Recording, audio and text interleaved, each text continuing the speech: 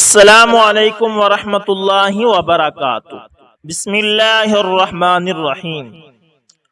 دوستو، یہ بدنام زمانہ امریکی عقوبت کدے گوانتانامو بے جیل میں مسلمان قیدیوں کو سزا دینے پر مسلط امریکی فوجی کے اسلام قبول کرنے کی عجیب داستان ہے۔ نصف شب کا وقت تھا۔ گوانتانامو جیل کے کیمپ ڈیلٹا میں تعینات 19 سالہ امریکی فوجی ٹیری بولٹ بروکس مراکش کے مسلمان قیدی نمبر 590 احمد الراشدی سے سلاخوں کے بحر سے محو گفتگو تھا۔ بروکس کی خواہش پر احمد الراشدی نے جیل کی سلاخوں سے ایک پرچی بروکس کے حوالے کی، جس پر عربی اور رومن انگلش میں کلمہ طیبہ درج تھا۔ بروکس نے اس کلمے کو پڑھا اور احمد الراشدی نے اسے مسلمان ہونے کی مبارکباد دی اور اس کا نام مصطفیٰ عبداللہ تجویز کیا۔ دونوں نے ایک دوسرے کو گلے لگایا، مگر ان کے درمیان میں جیل کی سلاخیں حائل تھی۔ گوانتانامو بے جیل میں تعیناتی کے وقت بال بروکس شراب کا رسیہ، موسیقی کا دل دادا اور خدا کی وحدانیت کا منکر تھا۔ اس کے دائیں بازو پر نقش و نگار بنا تھا جس میں تحریر تھا، شیطان کے کہنے پر چلو۔ گوانتانامو جیل بھیجنے سے قبل ٹریننگ کے دوران اسے 9/11 کے واقعات کی ویڈیوز دکھائی گئی۔ اسے ٹوائن ٹاور، جسے اب گراؤنڈ زیرو کہا جاتا ہے، اس کا وزٹ کرایا گیا اور بتایا گیا کہ گوانتانامو میں قید مسلمان بدترین لوگ ہیں۔ یہ افراد اسامہ بن لادن کے ساتھی ہیں۔ ان میں کوئی بن لادن کا ڈرائیور، کوئی کوک اور کوئی اس کا محافظ ہے، اور یہ سب لوگ اس کے وفادار اور امریکہ کے دشمن ہیں، اور یہی افراد 9/11 کے واقعے کے اندر ملوث تھے۔ اگر انہیں جب کبھی موقع ملا تو یہ آپ کو قتل کرنے سے بھی دریغ نہیں کریں گے، اس لیے ان سے جانوروں سے بھی بدتر سلوک کیا جائے۔ گوانتانامو جیل کے مختلف کمروں میں بند قیدیوں پر کڑی نظر رکھنا اور ان کو تفتیش کاروں تک لے جانا بروکس کی ڈیوٹی میں شامل تھا۔ وہ روز ان قیدیوں پر انسانیت سوز مظالم اور قرآن کی بے حرمتی کے واقعات اپنی آنکھوں سے دیکھتا تھا اور انہیں برا محسوس کرتا تھا۔ اس کے دوسرے ساتھی گارڈز شراب کے عادی، عیاش اور تعصب سے بھرپور تھے، اور وہ حکام کی جانب سے ملنے والے احکامات پر اندھا دھند عمل پیرا ہوتے تھے۔ اپنی ڈیوٹی کے دوران اسے ان قیدیوں کے ساتھ ملنے کے کافی مواقع میسر تھے۔ ایسے میں اس کی دوستی مراکش کے قیدی احمد الراشدی سے ہو گئی، جو ہمیشہ اسے اسلام کی تعلیمات سے آگاہ کرتا رہتا تھا۔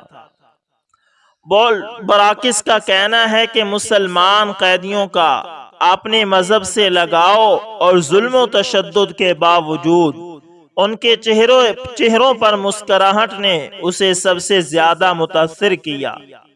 جب اس کے دوسرے ساتھی رات کو سونے کے لیے چلے جاتے تو احمد الراشدی کے ساتھ سلاخوں سے بہر کھڑے ہو کر گھنٹوں اسلام کے بارے میں آگاہی حاصل کرتا۔ 6 مہینے میں ہال بروکس اسلام کی تعلیمات سے اتنا متاثر ہوا کہ اس نے اپنے قیدی کے ہاتھوں اسلام قبول کر لیا۔ بروکس نے اسلام قبول کرنے کے بعد نہ صرف شراب بلکہ موسیقی سے بھی توبہ کر لی۔ شروع میں اس نے اپنے ساتھیوں سے اپنے مسلمان ہونے کا ذکر نہیں کیا، اور یہ اس کے لیے آسان نہ تھا۔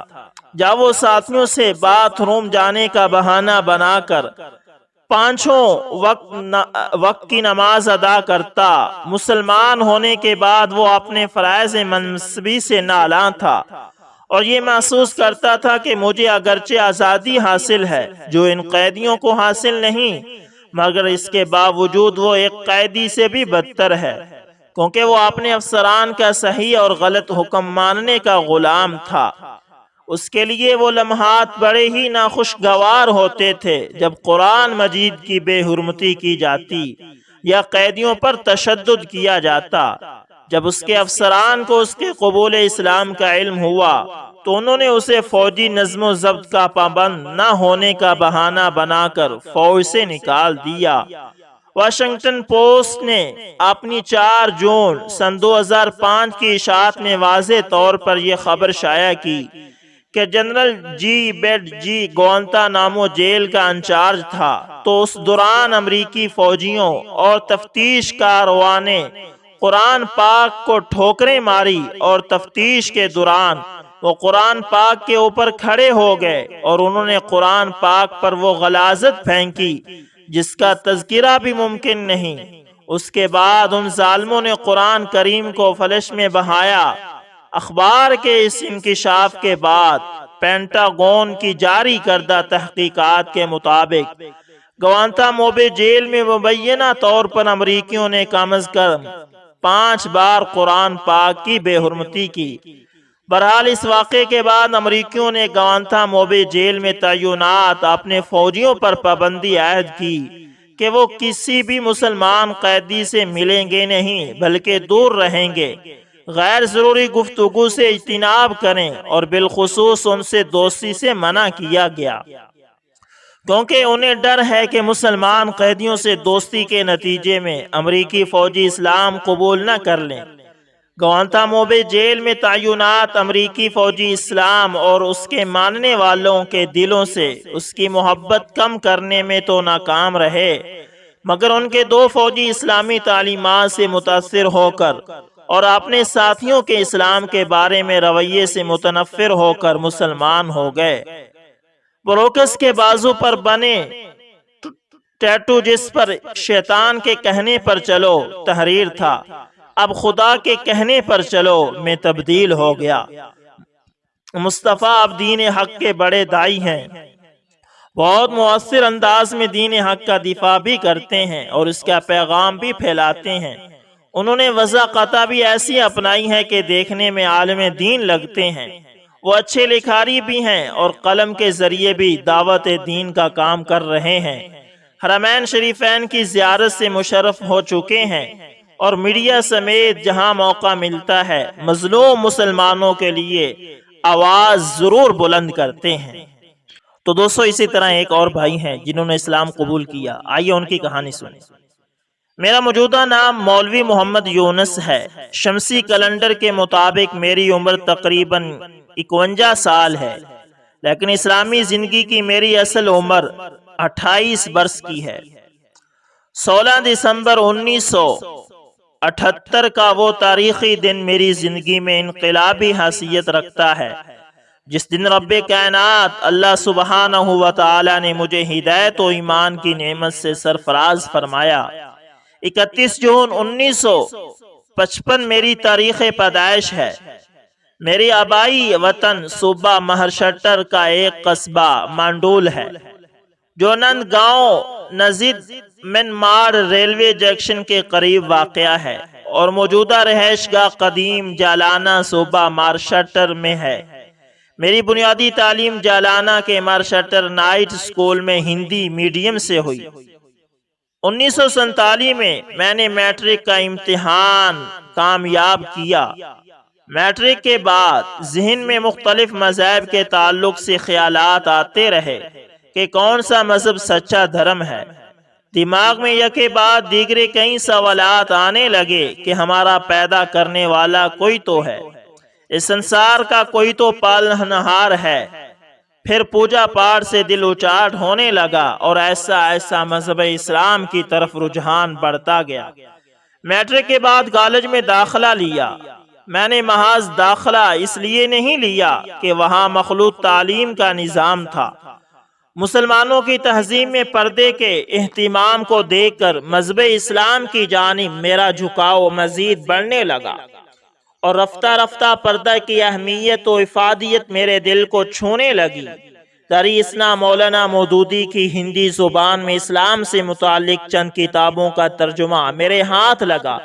جس میں خصوصاً اسلام پروشی کا اور اسلام مارگ درشن نے مجھے بڑی حد تک متاثر کیا۔ میرے ایک پڑوسی محمد یونس کے اخلاق سے شروع ہی سے میں ان کا بہت گرویدہ تھا۔ اکثر و بیشتر وہ مجھے دین کی باتیں بتاتے رہتے تھے۔ اس دوران ہمارے شہر جالانہ میں اس دور کی ایک مشہور شخصیت سہگل صاحب، جنہوں نے اسلام قبول کیا تھا اور اپنا نیا اسلامی نام یوسف رکھا تھا، وہ پونا مارشٹر کے معروف تبلیغی جماعت کے ذمہ دار مرحوم مولانا محمد یونس علیہ الرحمہ کے ساتھ جالانہ کے ایک اجتماع میں تشریف لائے تھے اور اپنی تقریر میں بار بار ایک جملہ دہراتے تھے کہ بھائیو، سفر آخرت بہت لمبا ہے، لہذا تحشا ساتھ لے لو۔ یہ بات میرے دل کو لگی۔ میرا ذہن اسلام کے لیے روشن ہو چکا تھا، صرف اللہ کی طرف سے ہدایت کا پیغام آنا باقی تھا۔ جالانہ کے 3 دن کے اجتماع میں مستقل میں ان دینی بھائیوں کی محبت و اخوت اور حسن اخلاق کا مشاہدہ کرتا رہا۔ پھر 14، 15، 16 دسمبر 1978 کے یہ 3 دن میری زندگی میں ایک انقلاب اور تغیر کی کیفیت پیدا کرتے رہے، اور بالآخر اجتماع کے تیسرے دن 16 دسمبر 1978 کو میں نے اپنے قبول اسلام کا اعلان کر دیا۔ موتی مسجد جالانہ میں جماعت کی تشکیل ہو رہی تھی، میں نے بھی اپنا نام وہاں لکھوا دیا۔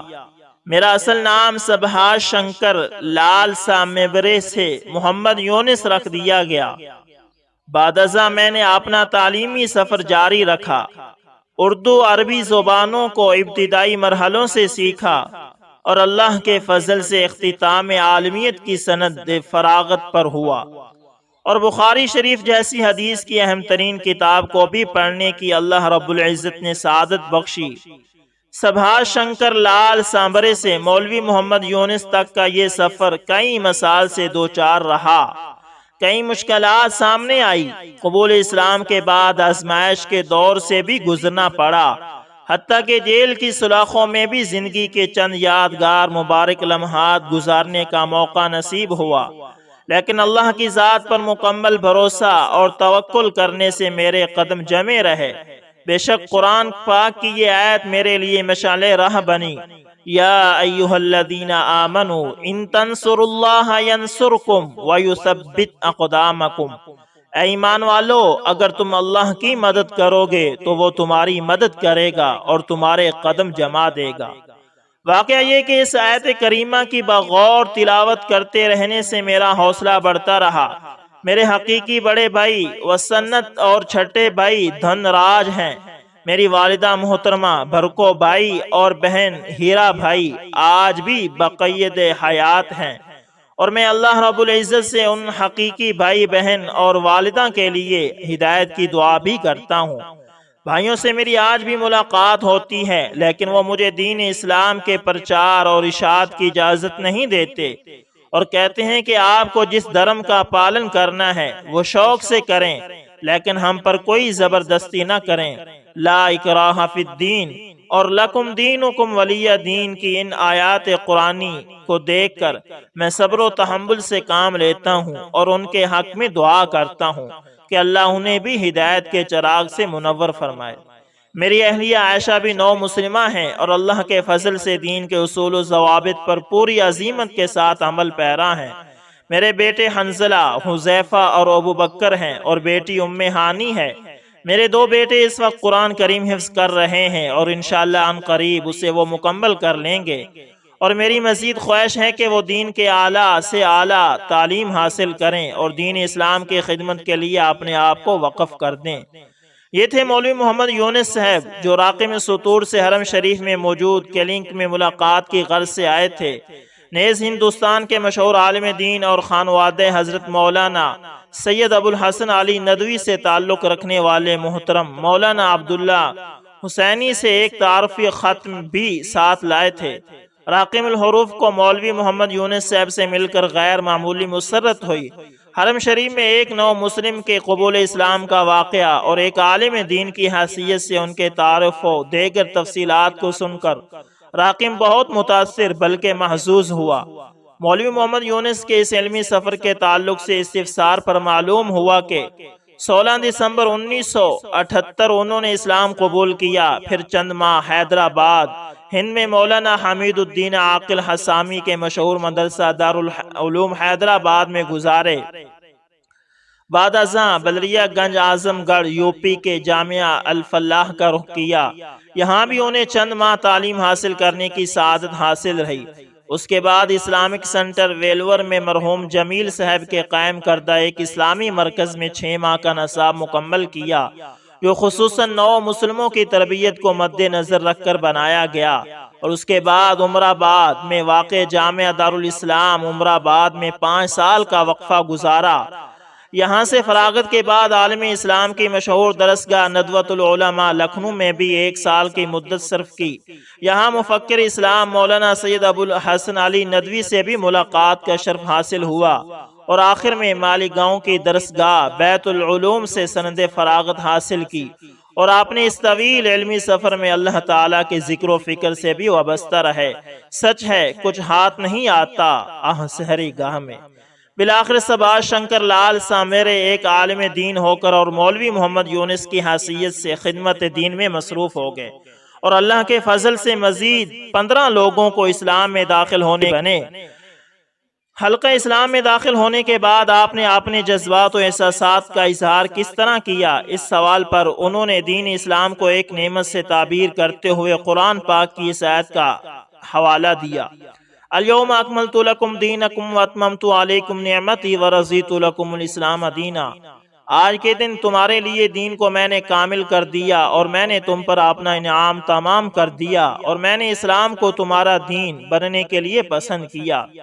مولوی محمد یونس نے حالات حاضرہ کے تحت مسلمانوں کے ارد گرد جو مسائل اور دشواریاں ہیں ان کا تذکرہ کرتے ہوئے کہا کہ بظاہر حالات سخت سے سخت آئیں گے، لیکن دل جمی اور استقامت سے ہمیں ان کا مقابلہ کرنا ہوگا۔ آخرت کی کامیابی کو سامنے رکھتے ہوئے دنیا کی عارضی قدرتوں اور مشقتوں کو نظر انداز کرتے ہوئے صبر و شکیبہ اور تحمل سے کام لینا ہوگا۔ مولوی محمد یونس نے ہمارے موجودہ معاشرے میں مسلمانوں کو توحید پر سختی سے عمل کرنے کی دعوت دی کہ توحید ہمارے مذہب اسلام کے اصل اساس ہے، اور اس ضمن میں ہماری سوسائٹی میں بے پناہ سدھار اور اصلاح کی ضرورت ہے، کیونکہ اگر ہمارے عقائد درست ہوں گے تو تمام معاملات خوب سے خوب تر ہوں گے، اور اگر توحید و عقیدے میں کمزوری رہی تو ہماری زندگی کی ساری محنت اکارت ہو جائے گی۔ لہٰذا اس پہلو پر بھی ہمیں سختی سے عمل کرنا ہوگا۔ دور حاضر میں غیر مسلموں میں دعوت و ارشاد کا کام کس طرح کیا جائے، اس موضوع پر دوران گفتگو انہوں نے کہا کہ غیر مسلموں سے اعلیٰ اخلاق کا مظاہرہ کرتے ہوئے انفرادی اور اجتماعی ملاقاتوں کا سلسلہ جاری رکھا جائے، اسلام کے خلاف پیش آنے والی شکوک و شبہات کو اچھے انداز میں سمجھایا جائے، اور اسلامی احکام کو مؤثر طریقے سے غیروں کے سامنے پیش کیا جائے۔ ہمارے نبی کریم صلی اللہ علیہ وسلم کی زندگی اور اسوہ حسنہ سے سبق لیا جائے کہ کس طرح انہوں نے اپنے جانی دشمنوں کے ساتھ بھی حسن سلوک کیا، حتیٰ کہ دشمنان اسلام جوک در جوک دائرہ اسلام میں داخل ہوتے گئے۔ اسی طرح صحابہ کرام کی زندگیوں سے بھی ہم درس حاصل کریں کہ قبول اسلام کے بعد صحابہ کرام نے کن کن مصائب و مشقتوں کا سامنا کیا، اور اللہ کی ذات پر مکمل بھروسہ کر کے اس کا ڈٹ کر مقابلہ کریں۔ آج کے مسلمانوں کے نام آپ کا کیا پیغام ہے؟ اس سوال پر انہوں نے قرآن کریم کی اس آیت کا ترجمہ کیا: یا ایھا الذین آمنوا ادخلوا فی السلم کافہ ولا تتبعوا خطوات الشیطان انہ لکم عدو مبین۔ اے ایمان والو، اسلام میں پورے داخل ہو جاؤ اور شیطان کے نقش و قدم پر نہ چلو، بے شک وہ تمہارا کھلا دشمن ہے۔ انہوں نے مزید کہا کہ اس آیت کے روح سے ہمیں اپنی زندگی کا جائزہ لینا اور محاسبہ کرنا ضروری ہے کہ اسلامی خطوط پر کیا ہم واقعی صحیح معنوں میں عمل پیرا ہیں، اور اگر ہم اس اسلام پر عمل نہیں کر رہے ہیں تو یہ ہمارے لیے انتہائی بے غیرتی اور زندگی بے بندگی میں شرمندگی کا معاملہ ہے۔ مولوی صاحب نے ایک اہم نقطے پر روشنی ڈالی کہ انسان کو جب کسی چیز کی طلب و طڑپ ہوتی ہے تو اس کی یافت کے لیے، اس کی دریافت کے لیے ہر ممکن کوشش اور مساعی جمیلہ کرتا ہے، اور پھر اللہ کی مدد اور تائید غیبی بھی اس کے ساتھ ہو جاتی ہے۔ حبشہ سے حضرت بلال، ایران سے حضرت سلمان فارسی حاضر ہو کر مشرف با اسلام ہوئے، اور نبی کریم صلی اللہ علیہ وسلم کے مقرب اور جلیل القدر صحابہ کرام میں شمار ہوئے۔ اور جب اسلام کی تڑپ اور طلب نہیں تھی تو ابو جہل اور ابو لہب رشتے کے اعتبار سے نبی کریم صلی اللہ علیہ وسلم کے قریب تھے، لیکن اسلام سے محروم رہے۔ اور اسی طرح حضرت نوح کے بیٹے حضرت لوط کی بیوی اور حضرت ابراہیم کے والد آزر کو دیکھیے، جن کے لیے اللہ کی جانب سے رائے ہدایت ہموار نہیں ہو سکی۔ یہ بڑی عبرت کی بات ہے۔ لہٰذا تمام گفتگو کا خلاصہ یہی ہے کہ اسلام کے لیے چاہت، طلب اور تڑب کی ضرورت ہے تاکہ ایمان کی اصلی حرارت اور چاشنی ہمیں نصیب ہو جائے۔ سچ ہے، زبان سے کہہ بھی دیا لا الہ الا اللہ تو کیا حاصل، دل و نگاہ مسلمان نہیں تو کچھ بھی نہیں۔ مولوی محمد یونس صاحب کی جدہ سے صنعاء یمن اور یمن سے ممبئی کی فلائٹ تھی۔ راقم سطور انہیں جدہ ایئرپورٹ کے خارجی ٹرمینل پر الوداع کہہ رہا تھا، اور سورہ بقرہ کی یہ آیت نگاہوں کے سامنے تھی کہ احکام الہی کی اطاعت و تعمیل ضروری ہے، ورنہ اللہ کے غضب سے ہمیشہ ہمیں کوئی بھی بچا نہیں سکتا۔ وَضُرِبَتْ عَلَيْهِمُ الذِّلَّةُ وَالْمَسْكَنَةُ وَبَاءُوا بِغَضَبٍ مِّنَ اللَّهِ ذَلِكَ بِأَنَّهُمْ كَانُوا يَكْفُرُونَ بِآيَاتِ اللَّهِ وَيَقْتُلُونَ النَّبِيِّينَ بِغَيْرِ الْحَقِّ، اور جم گئی ان پر ذلت اور پستی اور مستحق ہو گئے غضب الہی کے، اور یہ اس وجہ سے ہوا کہ وہ لوگ منکر ہو جاتے تھے احکام الہیہ کے اور قتل کر دیا کرتے تھے پیغمبروں کو ناحق۔ اللہ کرے اسلام کے اصلی طلب اور طلب ہم میں بھی پیدا ہو جائے۔ قبول اسلام کے اس واقعے سے ہمیں یہی نتیجہ اخذ کرنا چاہیے کہ ہماری یہ زندگی اللہ کی دی گئی ایک امانت ہے اور اس کے ایک ایک لمحہ کا حساب دینا ہے۔ کیا یہی بہتر ہوگا اگر زندگی کے یہ لمحات خالق و مالک کائنات کے پیغام کو مخلوق تک پہنچانے میں کام آ جائیں؟ اللہ ہم سب کو اس کی توفیق عطا فرمائے اور اپنے احکام پر پابند بنائے۔ تو امید کرتا ہوں ویڈیو اچھی لگی ہوگی، پسند ہے تو لائک شیئر کومنٹ لازمی کریں، اور اگر اس چینل پر نیا ہے تو اس کو لازمی سبسکرائب کریں۔ جزاکم اللہ۔